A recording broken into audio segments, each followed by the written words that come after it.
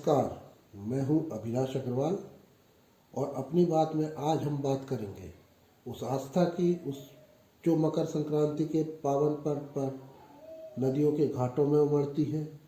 जब सूर्य उत्तरायण होते हैं तो न केवल मौसम बदलता है बल्कि हमारे सिवनी जिले और आसपास की नदियों के तट मेलों की खुशियों से सराबोर हो जाते हैं। आज के इस विशेष वीडियो में हम चलेंगे नर्मदा मैया के तट से लेकर अपनी जीवनदायिनी बैनगंगा के मेलों तक। मकर संक्रांति और नर्मदा का गहरा नाता है।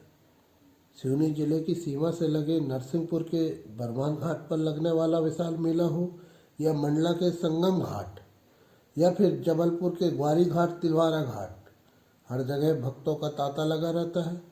मान्यता है कि इस दिन नर्मदा में स्नान करने से अच्छे पुण्य की प्राप्ति होती है। यहाँ की धूल और यहाँ की रेत में भी एक अलग ही सुकून मिलता है। कड़कड़ाती ठंड की बीच भोर की पहली किरण के साथ जब श्रद्धालु नर्मदे हर का जयकारा लगाते हैं तो पूरा वातावरण भक्तिमय हो जाता है। लेकिन सिवनी वालों के लिए आस्था का केंद्र सिर्फ नर्मदा मैया ही नहीं बल्कि हमारी बैनगंगा मैया भी है। मुंडारा, जहाँ से बैनगंगा माँ का उद्गम हुआ है, वहाँ से लेकर छपारा और देघोरी के घाटों तक संक्रांति पर मेलों की एक लंबी श्रृंखला देखने को मिलती है। विशेष रूप से देघोरी का मेला, लखनवाड़ा का मेला और बैनगंगा के तटों पर लगने वाले छोटे बड़े ग्रामीण मेले हमारी अर्थव्यवस्था और आपसी मेलजोल का बड़ा केंद्र है। यहाँ मिलने वाली गुड़पट्टी, तिल के लड्डू और मिट्टी के बर्तनों की खनक आज भी हमें जड़ों से जोड़े रखती है। ये मेले सिर्फ व्यापार के साधन नहीं है बल्कि ग्राउंड रिपोर्टिंग के दौरान हमें यह दिखता है कि कैसे ये मेले अलग अलग समुदायों को एक सूत्र में पिरोते हैं। हमारे सिवनी जिले के ग्रामीण अंचलों में आज भी इन मेलों का बेसब्री से इंतजार किया जाता है, जहाँ लोग गंगा स्नान के बहाने अपनों से मिलते हैं और खुशियाँ बांटते हैं। मकर संक्रांति के पावन अवसर पर आज हम आपको ले चलेंगे एक ऐसी आध्यात्मिक यात्रा पर जहां श्रद्धा और संस्कृति का संगम होता है।